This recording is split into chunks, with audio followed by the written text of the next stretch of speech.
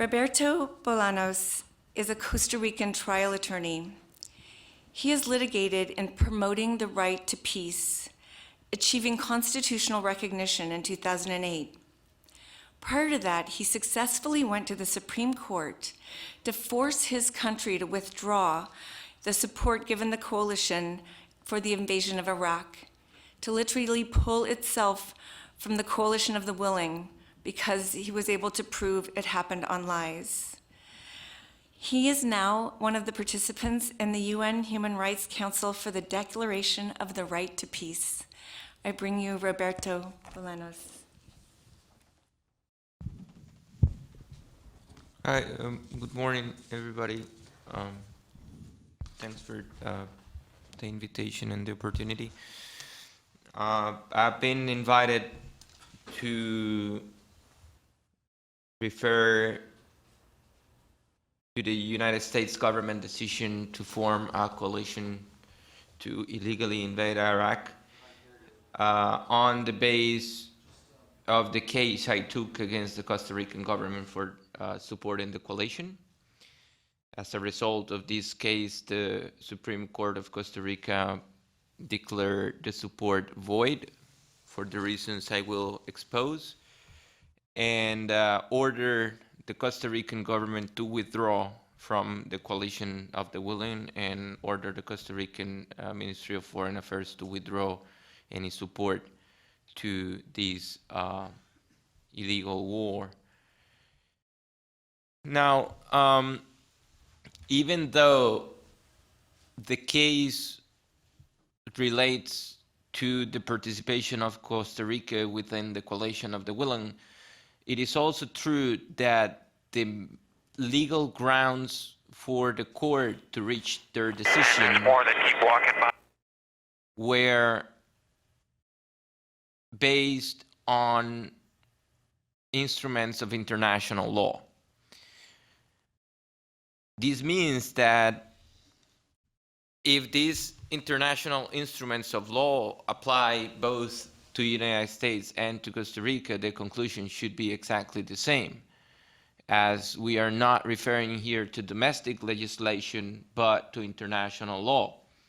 Not to say that I will make a brief comment on the domestic situation in the United States, and I think I will start from there. It is not new for those of you here in the room and those watching this tribunal online that United States has a conflict with understanding the concept of the rest of the world. This has been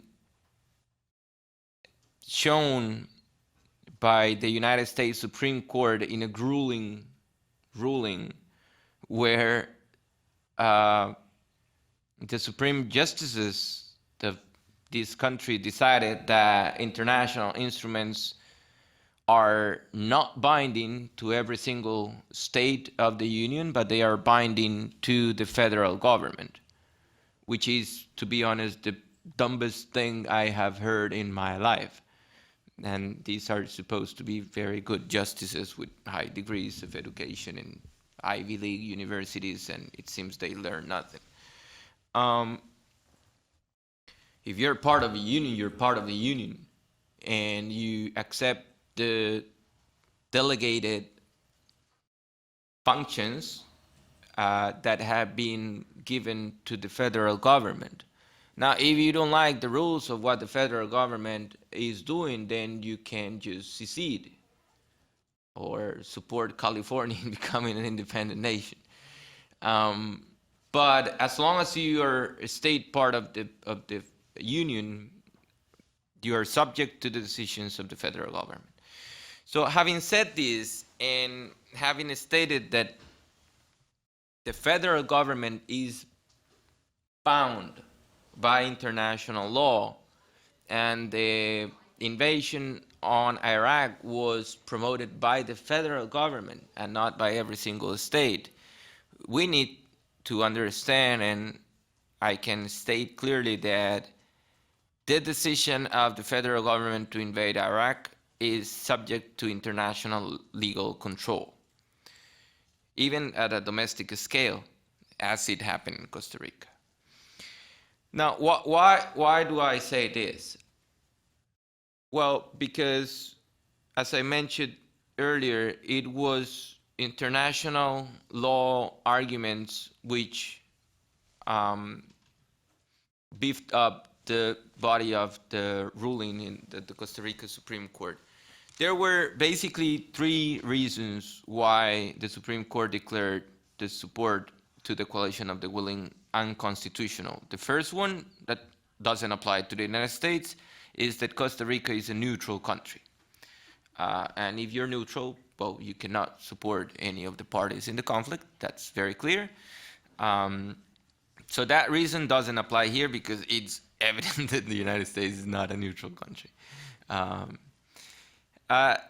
Now, the next two reasons are the ones that really concern the United States. And we can go further and deeper than the Costa Rican court went at the moment, because we need to understand that the case that I brought to the Supreme Court has no precedent. I mean, never. There was nowhere to get a judicial resolution. There was no case law on this topic. It was the first resolution on the topic ever. So it's not a surprise that some of the elements that it should have studied were not fully developed or unfolded. The first one of these situations is that the invasion happened against the United Nations rules and proceedings. And the United States is a founding member of the United Nations. It's bound by the UN Charter, and it's bound by the obligations and duties of the UN Charter. The UN Charter is an instrument created with the intention of bringing international peace and stability. So there is a duty of peace in every state to contribute to the aims and goals of the United Nations. It is not a task that states can fulfill. It is a duty. It is an obligation for the states to achieve peace, as it is one of the principles and objectives of the United Nations Charter. Now, part of the United Nations Charters have the regulations on the preservation of security and peace through the mechanism established in the Security Council. Now, Resolution 1441 of the UN Security Council never authorized the invasion of Iraq. It actually requested, the team headed by Hans Blix requested 6 more months to keep investigating because the Iraqi government had actually opened the facilities. So by not having the approval of the Security Council, the United States went against the UN Charter, and this makes the action illegal, suitable for compensation of every Iraqi affected by this war. The second thing that is very important, and I know I'm running out of time, but I don't want to leave this out, is that one of the most important rules in international law is the Vienna Convention on the Law of the Treaties, which is the mother of all laws in international law. And believe it or not, the principle of good faith is a legal principle with binding character, and it is enshrined in Article 27 of the Vienna Declaration on the Law of the Treaties of 1969. Why do I bring this? Because when Colin Powell comes with a straight face to the Security Council to lie to the world, with a straight face, like lies and lies and more lies than he afterwards recognized.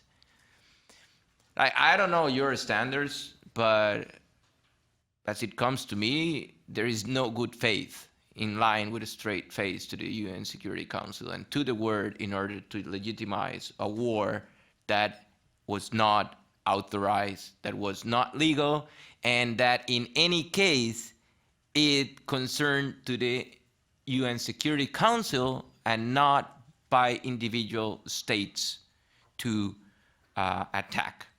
The last thing I want to say, because I already ran out of time, is that besides the violation of the proceedings and the request of Resolution 1441, besides the lies provided by Colin Powell in violation of the principle of good faith,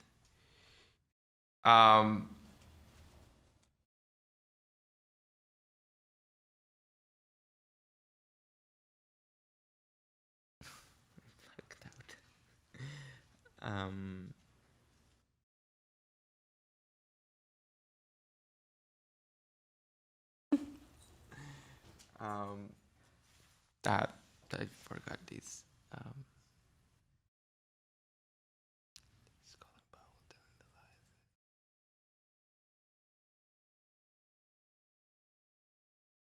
Yeah, probably the final thing I want to say is that the United States violated the UN Charter. The United States violated the Vienna Convention on the Law of the Treaties. And the United States violated the most basic principles of international law based on lies that became true. Having said this and having stated without any doubt that this invasion was absolutely legal, people who has been affected for it should be able to claim for compensation here in the United States for the actions taken by the government.